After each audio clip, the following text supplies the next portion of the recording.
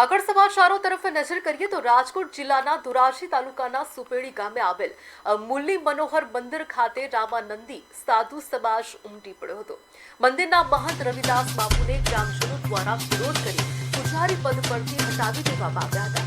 માનવું છે કે રામાનંદી સાધુ સમાજની ફરીથી રવિદાસ બાપુને મુરલી મનોહર મંદિરના પૂજારી તરીકે ગાદી પર બેસાડવાની માંગ સાથે એકઠા થયા હતા। હાલ મંદિર પોલીસ છાવણીમાં ફેરવાયું છે। ચર્ચાઓ મુજબ આજે રવિદાસ બાપુને ફરીથી પૂજારી તરીકે ગાદી સોંપાઈ શકે છે। કાયદો અને વ્યવસ્થા કથળે નહીં તે માટે ખાસ મંદિર ખાતે ચુસ્ત પોલીસ બંદોબસ્ત ગોઠવવામાં આવ્યો છે।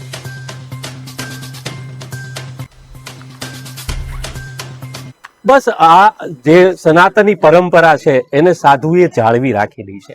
અનાદિની પરંપરાઓ જે સાધુ પરંપરાએ જાળવી રાખી છે એ પરંપરાની મર્યાદા જળવાઈ રહે અને જે મહંત છે એમની અહીંયા પૂર્ણ સ્થાપિત થાય અને જે વિવાદ છે એનો અંત